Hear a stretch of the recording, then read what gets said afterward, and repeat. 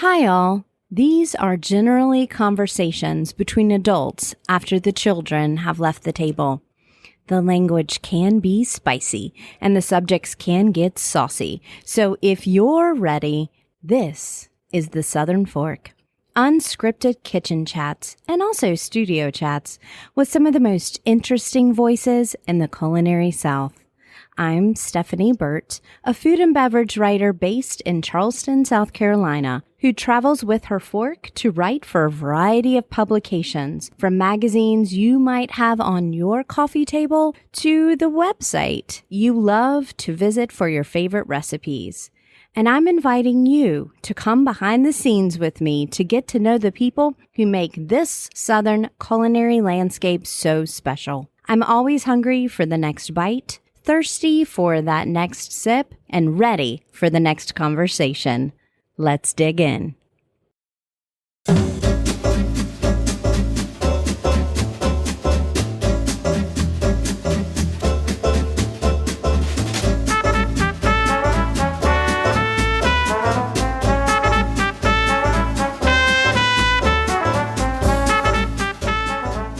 The Southern Fork is presented this year by Townsend Automotive in Tuscaloosa, Alabama. If you follow this podcast, then you know I had a chance to drive a Townsend Honda CR-V late last year. Besides its really impressive gas mileage, up to 34 miles to the gallon, I loved the backup camera and ease of handling through those Appalachian twists and turns, from heading off the parkway to street parking in downtown Boone. Buying your Honda from Townsend Honda means purchasing from a family-owned company built on service and connection with its customers. And they want to remind you of the joys of a jaunt down the road.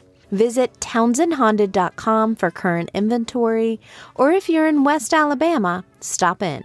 Townsend Honda salutes local entrepreneurs, from restaurateurs to podcasters, and they welcome you to be part of a community that does the same. The Southern Fork's culinary sponsor is Zoop, Good Really Good Broth. As you know, I aspire to run a no-waste kitchen, so I make some homemade broth out of chicken bones or shrimp shells. But since broth is such an important recipe building block, I simply don't make enough to use it in all of my recipes. Plus, sometimes I like to enjoy a cup of bone broth in the afternoon, too.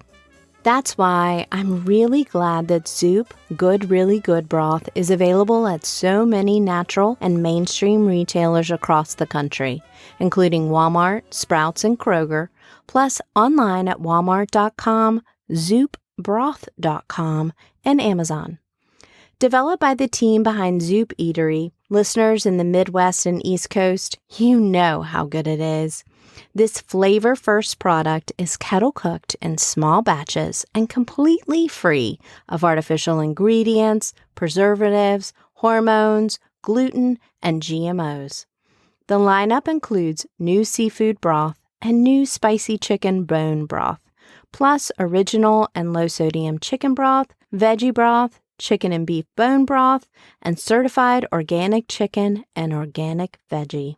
And since Zoop Good Really Good Broths come in glass jars, they're easy to reuse in the kitchen or recycle. Southern Fork listeners can get 20% off their first purchase by using the coupon code SOUTHFORK. That's South Fork, all one word, on Amazon. Delicious, convenient, and good for you. Zoop Good Really Good Broths are a great pantry staple. Browse delicious recipes and learn more at zoopbroth.com or by following Zoop Good Really Good on Facebook and Instagram. Research trips for this line of work are a whirlwind. I'm trying to take in as much about an area's restaurants as I possibly can. During my recent trip to Nashville, however, we ate at Henrietta Red twice, so that should really tell you something. Its chef, Julia Sullivan, is a Nashville native and graduate of the Culinary Institute of America, and in its first year, Henrietta Red was a semifinalist for Best New Restaurant by the James Beard Foundation, with Julia also named Food and Wine's Best New Chef. In 2019, she was a James Beard semifinalist for Best Chef Southeast, then received a finalist nomination last year. It's obvious that she is passionate and driven, but she's also grounded, and she sets one hell of a table that I can't wait to return to for a third time.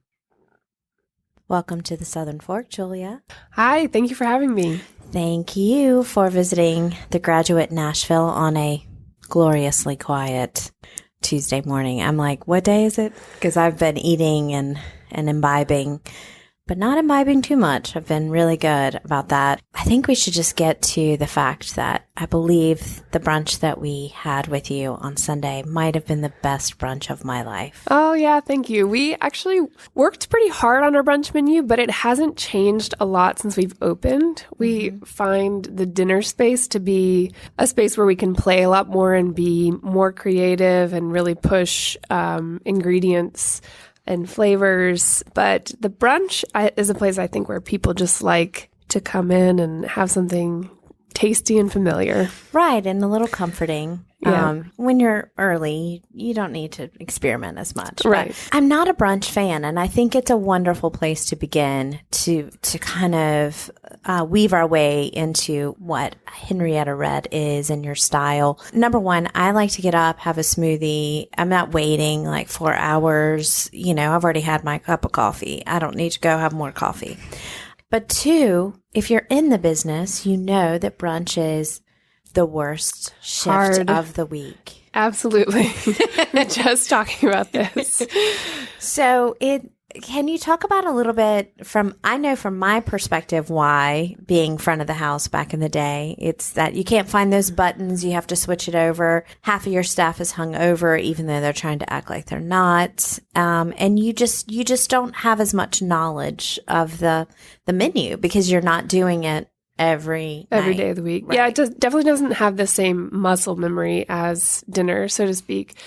I think I lived in New York for 9 years before I moved home to Nashville. I grew up here, and at the time when I moved back in 2007, there still wasn't very many really great places to go for brunch, whereas in New York, it's a whole culture. And, you know, it's a whole thing, people going out on Saturdays and Sundays. And so we really wanted, because our space is so beautiful and we knew would be popular with women, especially, we really wanted to offer a really great brunch that people could come in and settle into, and high taste level and, you know, good ingredients, the same as they would associate with our dinner. So we have been really successful with it. We opened in February of 2017, and on my birthday in April, of all days, we launched brunch. And, you know, it was immediately busy and has been ever since. I think for all the reasons we talked about. It's tasty and comforting, and it's a beautiful space, and there's some intentionality to the menu. Yeah, absolutely. And that intentionality goes beyond, we have to use up this product and cover it with hollandaise, you know? Right. So it was light and lovely, but there were still decadent points to it, and I felt like there was an arc of the meal. Yeah, absolutely. I think we like to think about it too the same way. We know, so our dinner menu is very shareable, whereas brunch, we anticipate people, you know, at brunch, the guests typically come in and they're also a little hungover and maybe a little tired and cranky, and maybe some of them did choose to wait 4 hours to eat. And so people want their own entree. They want it quickly. So certainly we design the dishes more around individual portions. But if you like to eat the way I eat, you know, I would come out with friends and hopefully still fill the table with some shared plates and some oysters and still have a pretty convivial experience. Right. Because otherwise you can just stay at home. Right. And deal with yourself. Yes. Scramble some eggs. That's right. The crudo that we had, that blood orange crudo, it was such a wonderful combination of flavors. I think there was pistachio nuts in there, and I'm not sure what was all going on there, but didn't it have nasturtium blossoms or? Yeah. So Right now, we've always had a snapper crudo on our menu, and the version we're doing right now is a bit more of a ceviche in style. And the reason for that is we're just finding, because we're in a situation where we're doing takeout, which we didn't do for the first 3 years we were open, we obviously want to stay true to our menu, but also create things that are going to travel a little bit better. Right. So we found that ceviche was a good way to do that. And I'm sorry, it was a ceviche. I apologize. Oh, no, it's fine. Yeah. So it's Gulf snapper dressed in some blood orange and lime juice. There's some serrano and shallot and blood orange supremes, toasted pistachios, and nasturtium, pickled red onion. Oh my all of those things. It was so delicious. And I could go through all of the dishes, but I think we should really focus on the idea that you're in Nashville doing seafood. Yeah. Obviously, people heard the intro and they know all of your accolades. But sourcing has to be even harder here. Or am I just like being old school about that? Because I know FedEx has really changed the game too. Yeah, I think a lot of things have changed the game. My sister went to University of Colorado in Boulder, and there was a really, really fantastic oyster bar there that my dad still talks about. I went to Tulane in New Orleans, and it's, full of great oyster bars. And so in my mind, if you could have a great oyster bar in New Orleans, Louisiana, and have a great oyster bar in Boulder, Colorado, like it was also achievable here in Nashville, right. Even though I don't think anyone was doing it really, really well before us. And so we started out, of course, by just familiarizing ourselves with the purveyors. We work really closely with Evans Meats and Seafoods in Birmingham, and they do a lot of sourcing from the Gulf Coast and the East Coast, the Atlantic side of Florida. And we get most of our seafood and all of our Gulf oysters through Evans. And so that product comes through Birmingham and then up to us. So it does about a 4-hour drive from Birmingham 3 days a week. They are really, really wonderful to work with. They work with crab pickers in Bayou La Batre, Alabama, really, really good quality Gulf shrimp, really amazing oyster selection. So that is a huge piece of it, is having good Southern purveyors. Then in terms of the things that we're bringing in from the East Coast and Gulf Coast, we do a lot of FedEx. A lot of the oyster farms have direct-to-chef programs where they will email you on Monday morning, ask you if you want oysters. They're harvesting that day. And so by Tuesday, you have oysters that were harvested the day before. So it really, really is accessible. And we find that if we're ordering in the right quantities, we're getting in, the same purveyors once a week, every week. So essentially fresh seafood 5 to 6 days a week. Which keeps everything on a really great, fresh rotation. You could have really chosen to do anything. I mean, the CIA and then Stone Barns. I mean, you had a great, strong foundation. What is it about seafood that captures your imagination, and why did you want to bring it back to your hometown? I know it's my favorite food in the world, but this is a creative question for you. Yeah, it's a good question because I could have done pizza and my margins would probably be a lot better. But I think it really is that point about conviviality, going from New Orleans then up to New York. In New Orleans, I ate a lot of oysters, usually at places like Cooter Brown's or Felix's, where they're not naming different varieties of oysters on the menu. For the most part, they're just shucking Gulf oysters and you're eating them either raw or fried. And then I went up to New York and, through working at some great restaurants, but also eating at great oyster bars, just started to learn so much more about the differences and nuances and kind of like the joy of exploration when it came to all those different varietals. So, I became a little obsessed with it and just really enjoying. It was my most favorite thing to go do with friends was to oyster happy hour. Oysters might be top 3 of my favorite foods. Yeah. And I don't actually think I ever intended to open a seafood restaurant. We've always called it an oyster bar and restaurant.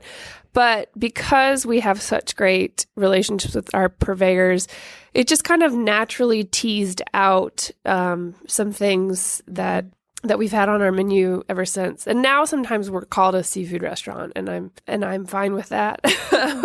But I didn't want to pigeonhole us as that, because I do think it scares some people away. Ah, right. Right. I understand that. When you're working at a place like Per Se or Blue Hill, and you're head down learning the program, and there's a monastic kind of feel to it, right? Because you're submitting to this kind of instruction, but also this kind of work that is a rhythm, but it doesn't really leave much for you.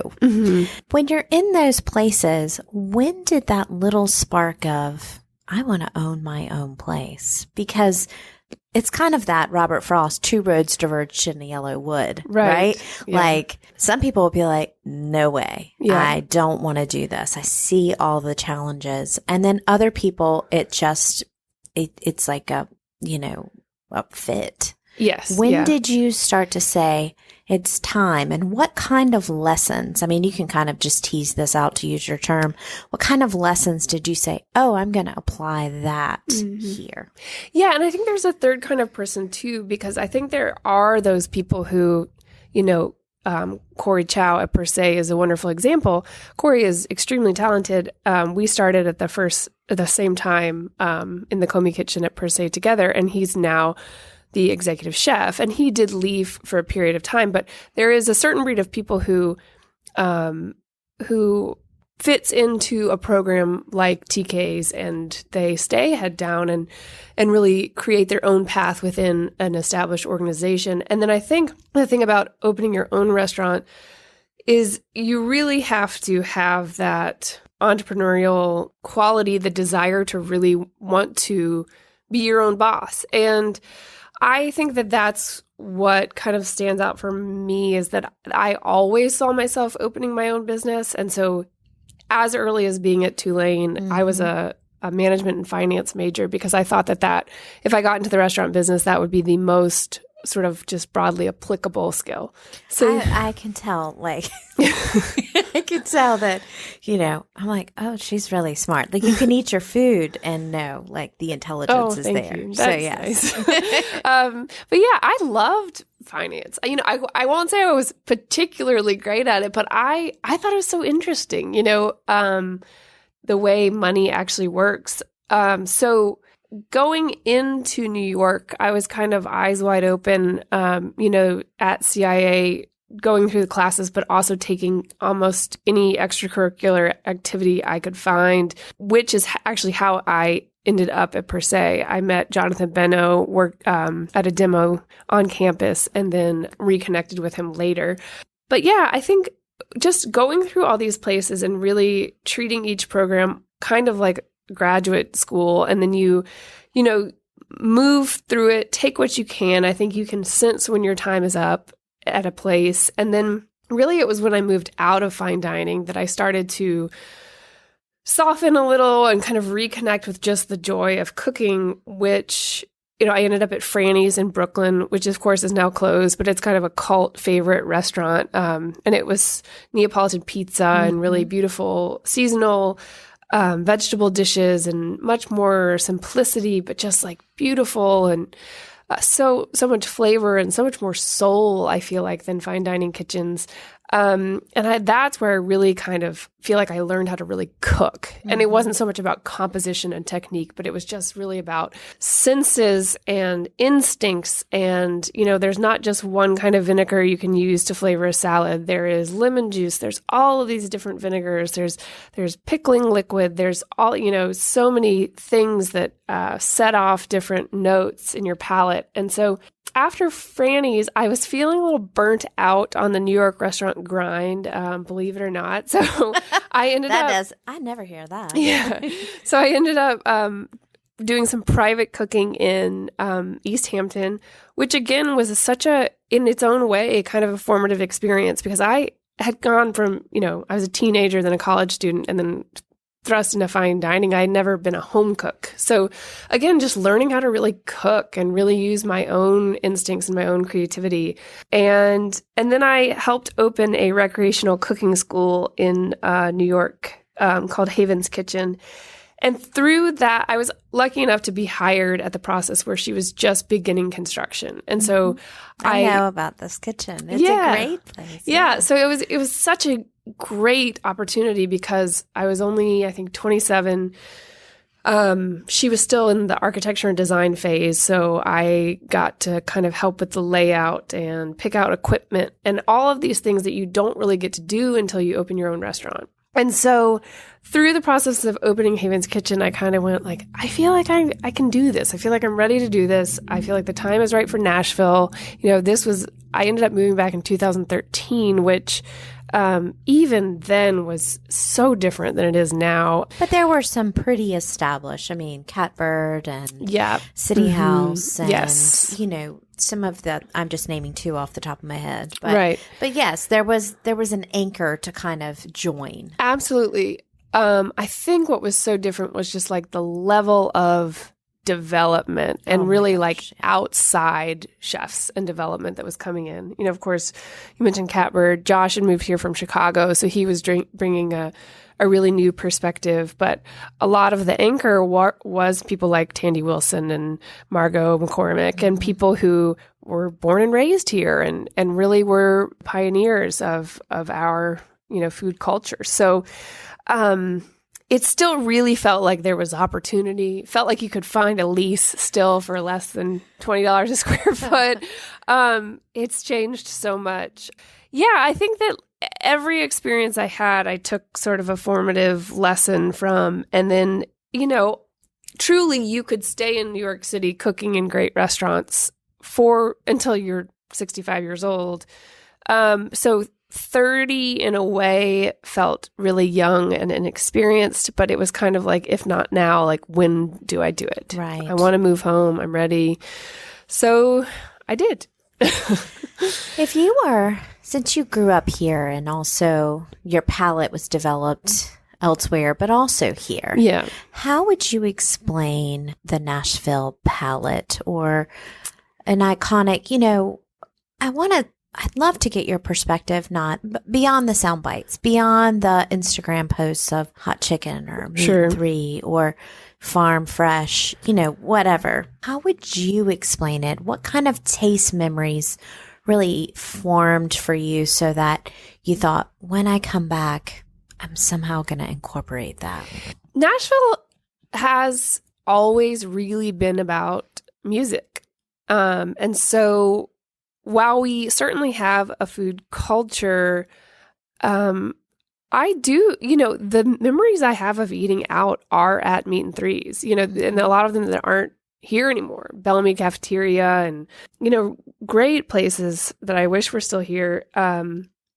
My mom and stepmom and dad all cooked at home, and so they used a lot of fresh ingredients. I think that something that is overlooked when we talk about Southern food sometimes is like how really wonderful just vegetables are, tomato sandwiches and great greens. And, the emphasis sometimes can be so much on the hot chicken and the barbecue that we just forget how light and beautiful it can be. So, lima beans and versions of dishes that we ate at home and my grandmother and my mother made, and then you would go and get that in line at at a Meat and Three, creamed corn and wilted greens and things like that. So that is in a way what I remember.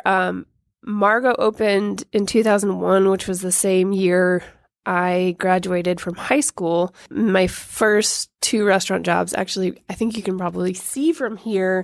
I started out as a hostess and a cashier. And I worked at a restaurant called Mambu, which was like very fusion-y, lots of Asian ingredients, very creative, vibrant, bustling space, but it was pretty unique to here, I think. And so when I thought about coming back, it was more about what can I add? What if I'm going to open a restaurant in my hometown, I want to add value. I don't want to just open something up that's going to be forgettable. I don't want to open up a meat and three or barbecue restaurant. I want to bring something from my experience that I feel like can offer something different and enhance what's here. So you're giving a gift to your city, right? Truly. I mean, one of the best parts about being here is the fact that every night someone comes in that I know, whether it's a friend's parents or parents' friends or, high school principal or restaurant industry folks. And so to me, it was always, always important that it'd be really good. Yeah. Yeah, I know. When somebody listens to this podcast and they tell me and I know them, I'm like, yeah. Yeah.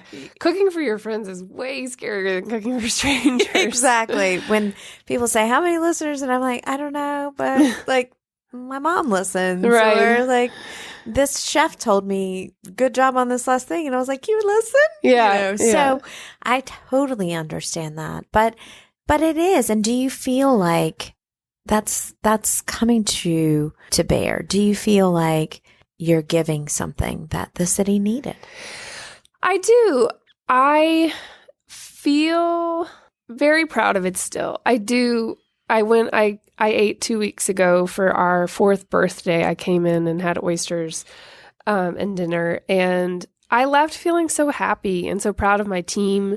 And I think that's really important, I think a lot of because development is so rapid here, a lot of what is opening is generic or copies or, kind of forgettable or sometimes low quality. And so I do think that's really important. Mm-hmm.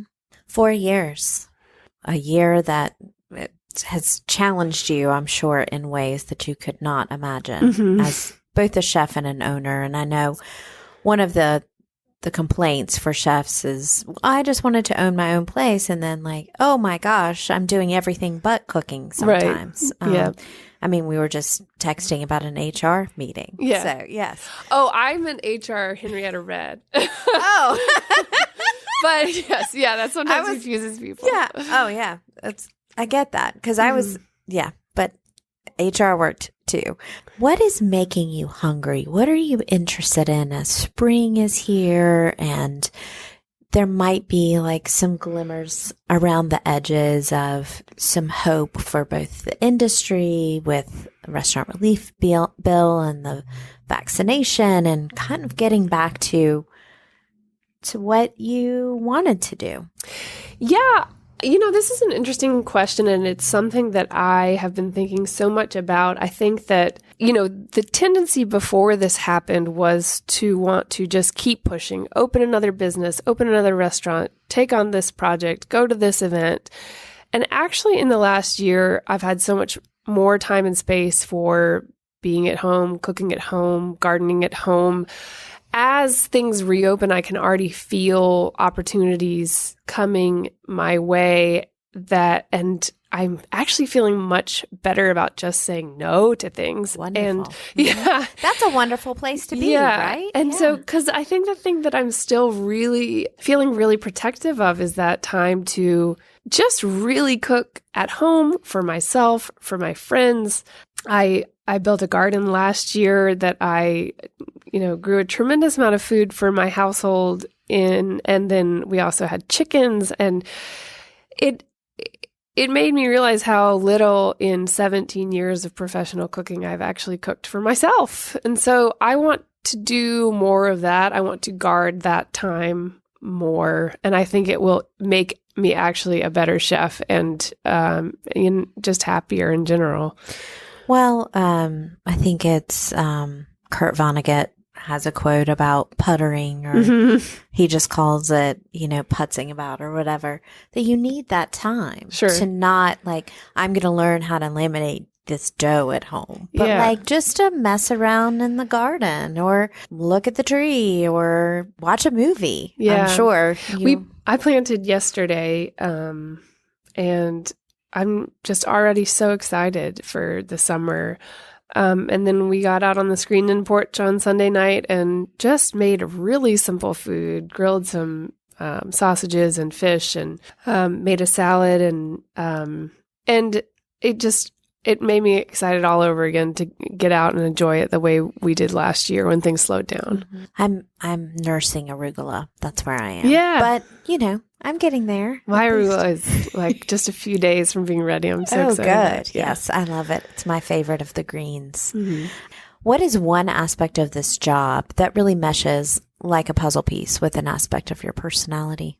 Man, sometimes I think about how much I take from both of my parents. My dad is a retired physician, and he worked so hard, 10 to 12 hours a day, 6 or 7 days a week. And I really think that's where I get this from. I mean, I think the ability to do what we do in the industry doesn't come naturally to people. Right. And to be able to commit to it long term is a serious commitment. It's certainly there is self-sacrifice involved, which I saw in my dad as well.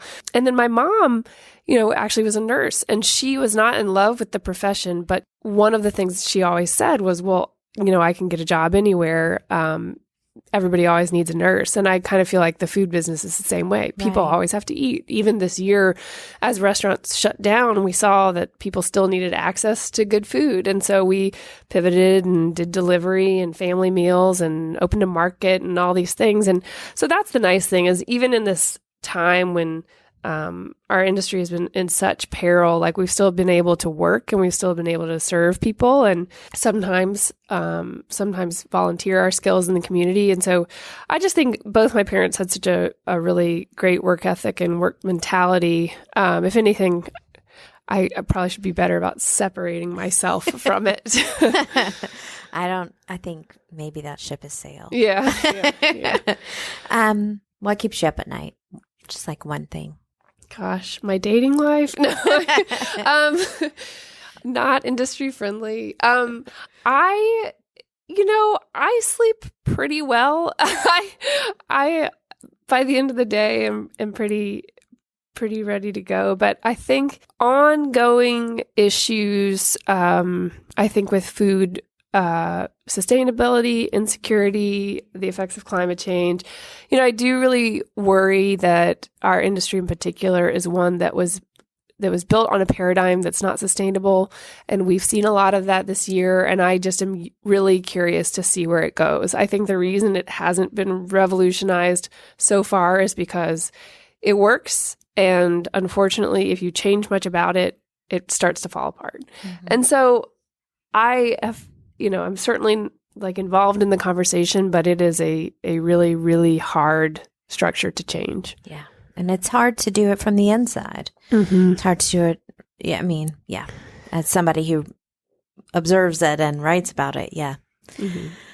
Well, you fed us so well on Sunday. So I'd like to return the favor, but I'm not going to cook for you. I have a magic picnic basket instead. And it's something I bring to Nashville and I can time travel with it. I can conscript anybody to make anything. It can source for you. And I'd love to bring you some of your favorite things. It doesn't have to be a composed meal, but just some of the things that you would like to eat, to repay. Well, I don't think I can repay it, but the snapper ceviche. What would I bring you in that basket? Let's see. So I think one of my big food experiences was, when I was 18, I was very lucky to spend some summer living with a family in the Burgundy region of France in a very small town called Chalon-sur-Saône. And that was kind of the first time, they had a backyard garden and we would just walk outside and pick things to eat for lunch and eat really simple vegetables with fromage blanc and, walk down the street and go to one of the wine cellars and drink really, really fresh rosé. And I think that I would love to go back there one day, and just experience that all over again, like as if it were new, everything's so stripped back. also just any really, really fresh shellfish and maybe my grandmother's chocolate pound cake. Chocolate pound cake. My granny made a chocolate pound cake too. Yeah. Well, if people want to learn more about Julia and Henrietta Red, you can go to thesouthernfork.com. We're going to have images there so you can see the beautiful food in space, and also the chef, so the face behind this voice that you've been listening to for the last few minutes. If you like what you hear, yeah, this is a real good gig, okay? Don't mess it up for me. Continue to subscribe, please review, and please visit the website and click through and make plans to visit some of these culinary makers that you listen to chat all week. I love to talk to people who are passionate about what they do, and one bite of Julia's food and you know she's committed. So thank you so much for making this work today. Yeah, absolutely. Thank you. Thanks for having me. Hello and welcome to Talking with My Mouthful. I'm writing a lot in 2021 and I'm paying a lot of attention right now to the idea of restaurants and restaurants as an experience, because we are coming out of a year where restaurants were really under intense pressure and people were asking, why are restaurants important? That people were trying to answer those questions. And I'm thinking about what makes restaurants great, not just what makes food great. And I briefly mentioned that Henrietta Red is such an amazing restaurant for more than one reason, but specifically in this interview, I mentioned that the brunch had such a wonderful arc of a meal. And I wanted to expand on that just a minute for all of you sous chefs out there who are listening to me on the line as it's 10 a.m. on a Thursday and you're prepping for evening service, or those of you that are thinking about having get-togethers and gatherings at your house as vaccinations kick up and people start to gather more at home. And that idea of an arc really comes from the storytelling tradition. I'm an American lit background, so the idea of fiction, that there is more of a build-up and then a finish, that things follow each other, that there's a logical progression. That kind of idea can really go a long way when you're thinking about building a menu. You don't want disparate things together in a meal, although the potluck can be a really wonderful thing just because of the randomness of a potluck. That's something altogether different than what I'm talking about right now. But I've been to so many restaurants where I can recall a restaurant in Charlotte, this was a few years ago, where almost every dish that they brought out to me had cheese on it. And I kept thinking, can you not send something with cheese? Because, that's a lot. Number one, it's a lot of cheese. But number two, it was just all kind of the same flavor profile, or similar decadent. I've also been at places where everything's kind of charred, or everything's a little too salty, or everything is a little too spicy. And there's no real pacing between stuff. So it's not just when something gets to your table, but it's how somebody builds a menu, especially from appetizers to mains to desserts. And of course, you have your choices there too. Like Smith, one of my past interviews with John and Karen Uri Shields in Chicago, and that was a restaurant inspired by Appalachia, Virginia. And they were experts at the transitions between the courses. So if you're thinking about building a menu yourself, either in a professional or in a personal capacity, try to think about something fresh, something maybe grilled, something maybe raw, something maybe creamy, something with a lot of acid, and then, of course, something sweet. And that can really help you begin to build the arc of a meal if that's something that you're interested in.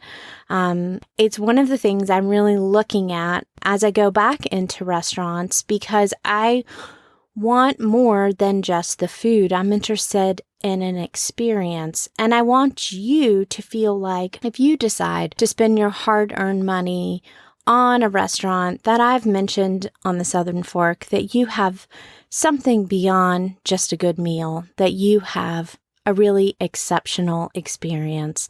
And I think that the arc of a meal can really contribute to that. So anyway, it's my Wikipedia entry for the day. Hope that you're having a great week, and I will talk to you next time.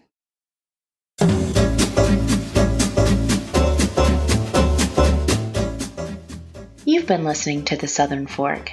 I can't wait to bring you more culinary conversations, but in the meantime, I have one question. Are you going to eat all that?